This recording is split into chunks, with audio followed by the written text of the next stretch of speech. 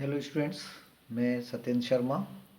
और आज की वीडियो में हम लोग अपनी जो चैप्टर था सरफेस एरिया एंड वॉल्यूम उसकी एक्सरसाइज 13.1 जिसके क्वेश्चन नंबर 1, 2, 3 हम लोगों ने प्रीवियस वीडियो में किए थे, उसके आगे के क्वेश्चंस करेंगे। आइए स्टार्ट करते हैं। क्वेश्चन नंबर 4, भुजा 7 सेंटीमीटर वाले एक घनाकार ब्लॉक के ऊपर एक अर्धगोला रखा हुआ है। अर्धगोले का अधिकतम व्यास क्या होगा? सबसे पहले तो इसी क्वेश्चन का आंसर हमें देना है। 7 सेंटीमीटर भुजा का एक घनाकार एक घनाकार टुकड़ा है।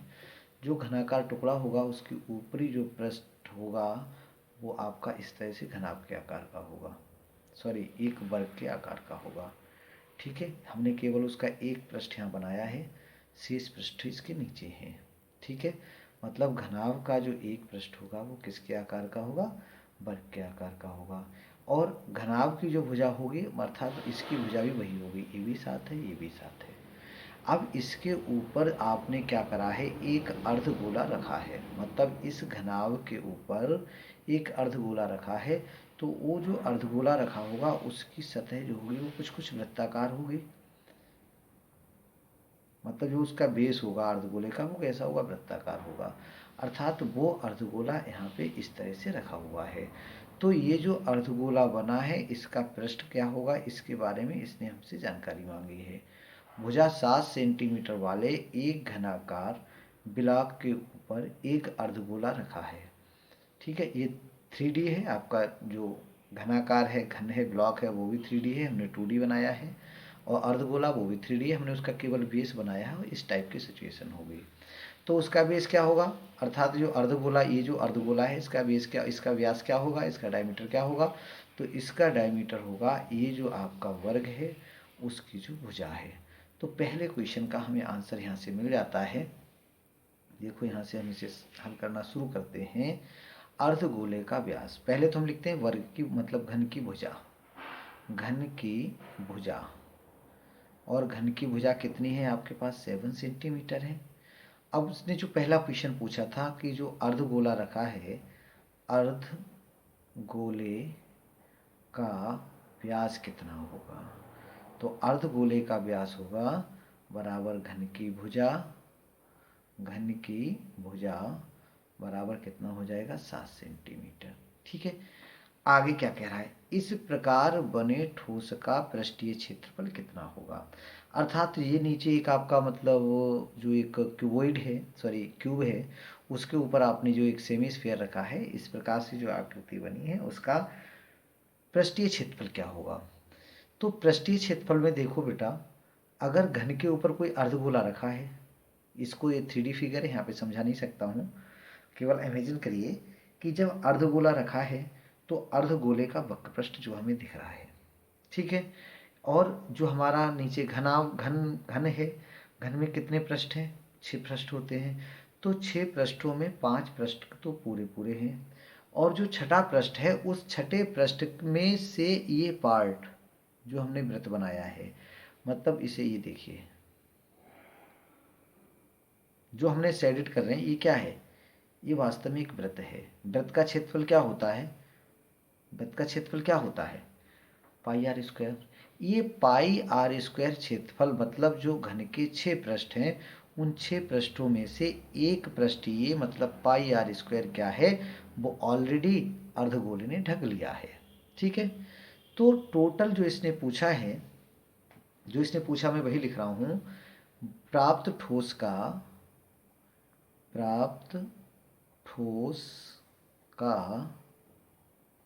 क्षेत्रफल या पृष्ठ क्षेत्रफल है ना, प्राप्त ठोस का पृष्ठीय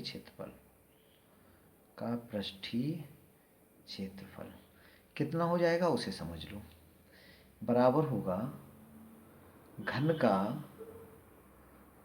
का संपूर्ण पृष्ठ, घन का संपूर्ण पृष्ठ प्लस अर्धगोले का वक्र पृष्ठ, है ना, वक्र पृष्ठ। और क्या होगा?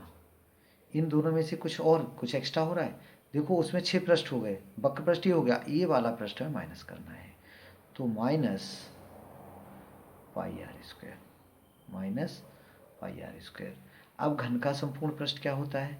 घन का संपूर्ण पृष्ठ होता है 6a स्क्वायर, जहाँ ए क्या है? घन की भुजा है, प्लस अर्धगोले का वक्र पृष्ठ क्या होगा? 2 पाई आर स्क्वायर, है ना, माइनस ये क्या है आपका? पाई आर स्क्वायर। ये हो गया, है ना। इसे अगर आप सॉल्व कर लेंगे तो ये हो जाएगा आपका 6a square, 6a square plus pi r square. मतलब बस इतना सा फॉर्मूला, इसे सॉल्व कर लीजिए, आंसर आ जाएगा। तो कितना हो जाएगा? 6 इंटू घन की जो भुजा है वो कितनी थी? 7, तो 7 का स्क्वायर मतलब 49 प्लस पाई, पाई का वैल्यू आप 22/7 रख सकते हैं, तो हम रख लेते हैं 22/7, है ना, 22/7 into r square, r square का कितना? 7 इंटू 7, यही होगा। यहाँ से 7 से 7 कट जाएगा, ठीक है। इसके लिए क्या करें?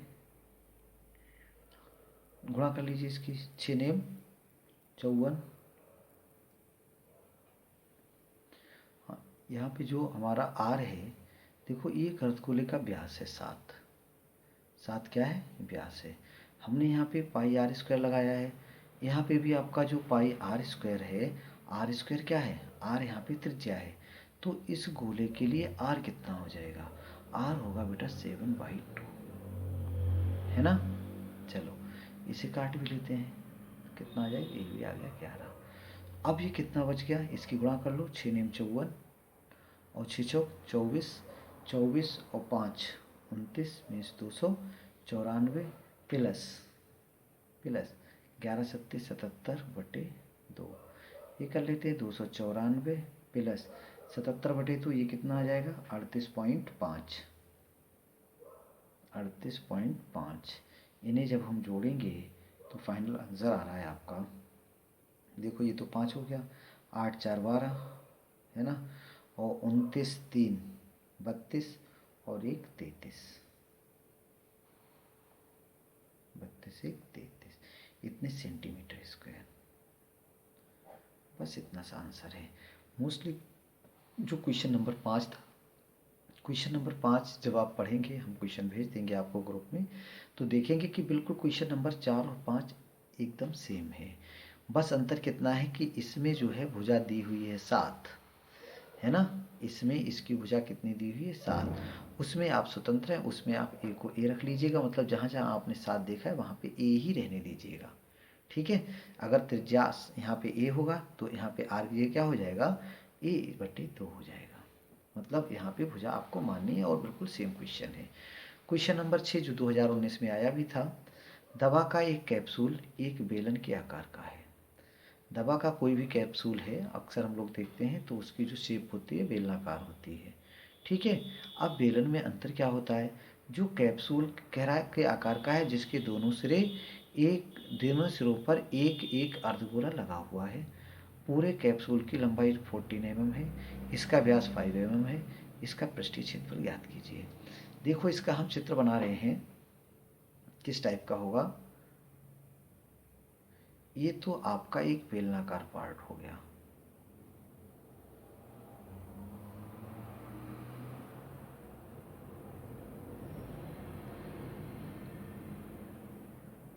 ठीक है। ये कैप्सूल का एक बेलनाकार पार्ट हो गया। अब ये कह रहा है कि इसके दोनों तरफ 2 अर्धगोले लगे हैं, जो कि ऐसा हो गया, ठीक है। यहाँ से हमने एक ये आपका एक कैप्सूल है, किसके? बेलन के आकार का है। बीच का पार्ट इसका बेलनाकार है, इसके दोनों तरफ क्या लगा है? 2 अर्धगोले लगे हैं। और कह रहा है कि पूरे कैप्सूल की जो लंबाई है वो 14 mm है। मतलब 14 mm क्या है? 14 mm ये डिस्टेंस, ये लेंथ है, ये वाला, ठीक है। फिर कह रहा है व्यास इसका कितना? 5 mm है। व्यास कितना है? 5 mm है, मतलब ये पूरा 5 है, सही है ना। तो ये यहाँ से यहाँ तक की लेंथ कितनी होगी, ये लेंथ कितनी होगी ये हमें देखना है। तो देखो ये भी इसका क्या है, त्रिज्या है। जब इसका व्यास 5 है तो त्रिज्या इसकी 2.5 हो गई, 2.5 त्रिज्या ये हो जाएगी और 2.5 त्रिज्या ये हो जाएगी। अर्थात ये दोनों दूरियां मिला के कितनी हो गई, 5 हो गई। पूरी कितनी है, 14 है। तो केवल इसकी मतलब जो इसका बेलनाकार पार्ट है, इस बेलनाकार पार्ट का जो लेंथ है वो कितना है, 14 माइनस 5 अर्थात 9 आ जाएगा। कितना आ जाएगा, 9 आ जाएगा। ठीक है। बेलन की जो त्रिज्या है वो कितनी हो जाएगी, 5/2 हो जाएगी। अर्धगोले की त्रिज्या कितनी है, 5/2 है। अब हमें इसका पृष्ठीय क्षेत्रफल निकालना है। तो इसके पृष्ठीय क्षेत्रफल में हमें क्या निकालना पड़ेगा, देखिए ये दो तो अर्धगोले हैं, तो या तो हम कहें दो अर्धगोलों का वक्रपृष्ठ, दो अर्धगोलों का वक्रपृष्ठ, या हम कहेंगे कि एक गोले का वक्रपृष्ठ प्लस क्या है, इस बेलन का वक्रपृष्ठ। बस इतना सा है। क्वेश्चन को आप अच्छे से पढ़ना है। उनके पृष्ठ एक दूसरे से कंबाइंड हो रहे हैं, कोई किसी से जुड़ रहा है, कोई कुछ हो रहा है, उसको बस ध्यान से पढ़ना है। ठीक है। उसके बाद क्वेश्चन सॉल्व हो जाएगा। तो देखिए क्वेश्चन, इसका सॉल्यूशन देखिए यहाँ पे, मतलब बेलन की त्रिज्या कितनी हो जाएगी, हो जाएगी 5/2। बेलन की ऊंचाई, बेलन की ऊंचाई कितनी हो जाएगी, 9। ठीक है। अर्धगोले की त्रिज्या, सारी चीज़ें लिख देता हूँ मैं। अर्धगोले की त्रिज्या कितनी हो जाएगी, 5/2। ये सारी चीज़ें हो गई। अब पूरे क्या लिखना था हमारे लिए, इसका पूरे कैप्सूल का पृष्ठीय क्षेत्रफल क्या निकालना है, पूरे कैप्सूल का पृष्ठीय क्षेत्रफल कैसे निकलेगा ये देखो, बेलन का वक्रपृष्ठ, ठीक है, प्लस 2, और हम लिख सकते हैं अर्धगोला, 2 अर्धगोले का वक्रपृष्ठ, अर्धगोले का वक्रपृष्ठ। ठीक है। चलो, बेलन के वक्रपृष्ठ का सूत्र क्या होता है, बेलन का वक्रपृष्ठ सूत्र सारे याद रखना है, 2πRh प्लस 2, अर्धगोले का वक्रपृष्ठ क्या होता है, 2πr², है ना, 4πr² हो जाएगा। चलो, इसमें से कॉमन क्या मिल रहा है हमें, इसमें से 2π तो कॉमन मिल ही रहा है, कांस्टेंट लग रहा है। वैसे तो 2πr कॉमन आ जाएगा। देखो r दोनों के सेम है, इसका r और इसका r बिल्कुल सेम है, तो हम 2πr कॉमन ले सकते हैं। 2πr आपने कॉमन ले लिया, यहाँ क्या बचा, h बचा, और यहाँ क्या बचेगा, एक तो 2 बचेगा और एक r बचेगा, मीन्स 2r बचेगा। वैल्यू पुट करिए, 2 इंटू पाई का वैल्यू है 22/7, 22/7 इंटू r, r का वैल्यू था इसमें 5/2 इंटू h क्या है, h हम लोगों ने देखा इसका 9 है, 9 प्लस 2 इंटू r। अब r कितना है इसका, r अभी हम लोगों देखे 5/2, कितना 5/2। केवल इस 2 से 2 को काट दिया हमने, है ना, 22 पंजे 110 बटे कितना है 7, और इसे देखो 2 से 2 कट गया, तो 9 5 कितना हो गया 14, है ना, 9 5 14। 7 से भी कट रहा है क्या, 7 दूनी 14। अब क्या बचा आपका, क्या बचा 110 इंटू 2 मीन्स कितना हो जाएगा 220 mm²। सिंपल था, ठीक है ना। चलो आगे बढ़ते हैं। देखो बेटा, इस एक्सरसाइज के सारे क्वेश्चन लगभग फार्मूला बेस्ड हैं। मैं आगे कुछ क्वेश्चंस छोड़ रहा हूँ, मतलब क्वेश्चन नंबर हमने अभी 6 किया है, 7 8 छोड़ते हैं, और इस एक्सरसाइज का लास्ट क्वेश्चन है क्वेश्चन नंबर 9। क्वेश्चन नंबर 8 और 7 वो भी ऐसे ही हैं जैसे कि अभी हमने क्वेश्चन किए हैं। 9 क्वेश्चन देखिए, इसका कुछ पार्ट हम आपको बता रहे हैं। लकड़ी के एक ठोस बेलन के प्रत्येक सिरे पर एक अर्धगोला खोदकर निकालते हुए एक वस्तु बनाई गई है। जो आपकी एनसीईआरटी की बुक है उसमें इसका एक आकृति गिवन है, मतलब फिगर गिवन है, लेकिन किसका कभी कभी फिगर देख के नहीं भी आता है। तो हमने केवल क्वेश्चन को लिखा है, फिगर को आप क्वेश्चन को पढ़ के अपने दिमाग में उसका इमेज बनाइए। मैं भी यहाँ चित्र बना रहा हूँ, आप भी क्वेश्चन को पढ़ के खुद उसकी फिगर को बनाने कोशिश करिए। लकड़ी के एक ठोस बेलन के प्रत्येक सिरे पर एक अर्धगोला खोदकर निकालते हुए एक वस्तु बनाई गई है। यदि बेलन की ऊंचाई 10 सेंटीमीटर है और आधार की त्रिज्या 3.5 सेंटीमीटर है तो इस वस्तु का संपूर्ण पृष्ठीय क्षेत्रफल ज्ञात कीजिए। देखो क्या है इसमें, ये है एक बेलनाकार वस्तु है कोई, जो अभी हमने कैप्सूल वाला क्वेश्चन किया था बिल्कुल सेम वे है, हम बता दे रहे हैं, करना आपको है। ये भी ये आपका एक बेलनाकार पार्ट है, ठीक है, मतलब कोई भी बेलनाकार ठोस बेलन है। अभी जो हमने क्वेश्चन नंबर 6 किया था, क्वेश्चन नंबर 6 में हमने क्या किया, ऊपर इसके दो शंकु मतलब शंकु लगे हुए थे बेलन, सॉरी अर्धगोल, इसमें इसको काट के निकाला गया है, मतलब ये एक निकाल दिया है और इसी तरह से यहाँ से एक निकाला गया है बेलन, ठीक है। मतलब दोनों क्वेश्चन नंबर 6 और क्वेश्चन नंबर 9 बिल्कुल सेम है, फिर भी हम इसे बता रहे हैं, क्यों बता रहे हैं उसे सुनिए। कभी कभी कन्फ्यूजन होता है जब हमने इसका अभी वाली जो आकृति थी उसमें इस टाइप से, ये देखो अगर इसको हम उलट के देखें तो बिल्कुल वही तो है, ये आपका बेलन का पार्ट हो गया और ये क्या है, अर्धगोला हमने ऊपर की ओर करे हैं। अब जो हम क्वेश्चन कर रहे हैं उसमें अर्धगोला हमने अंदर की ओर बनाया है, ठीक है।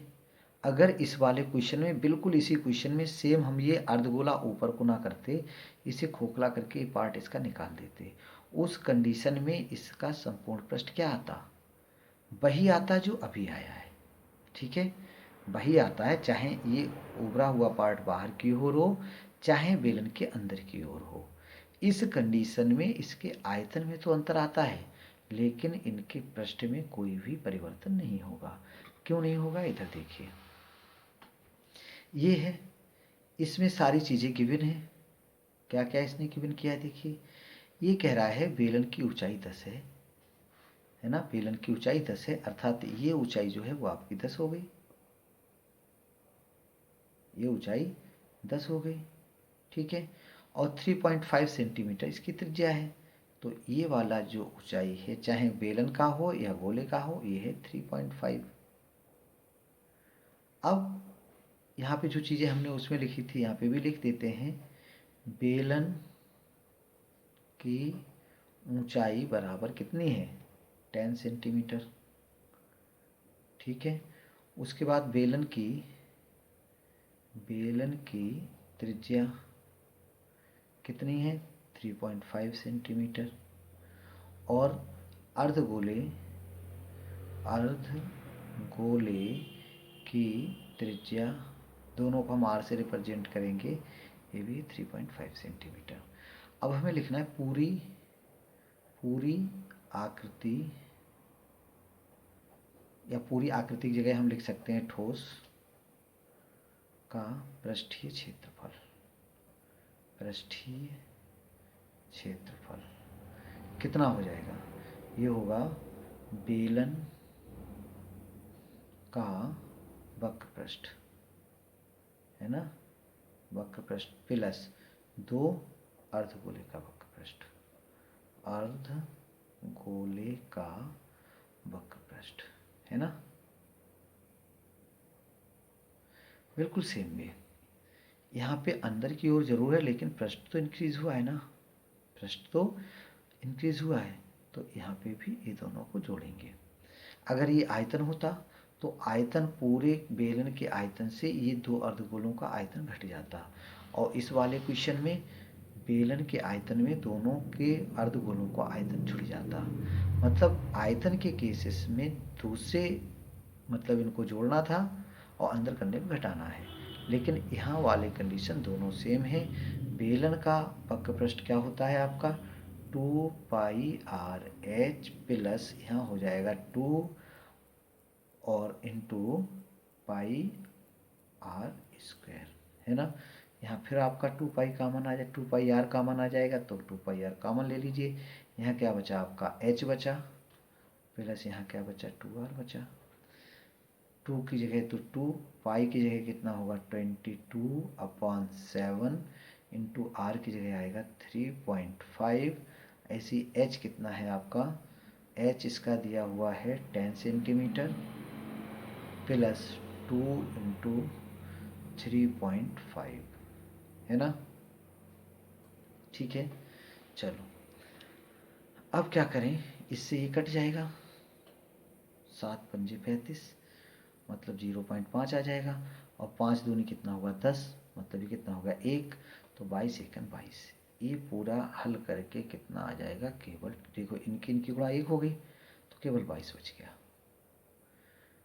ब्रैकेट में क्या आएगा 10 प्लस कितना आ जाएगा 7, 10 7 कितना हुआ 17 मतलब 22 इंटू कितना होगा 17, 22 इंटू 17। अब हमें क्या करना है, बस इनकी गुणा कर लो तो कितनी आ जाएगी 17 दूनी 34 और 17 दूनी 34 और 3 37, है ना, 374 सेंटीमीटर स्क्वायर।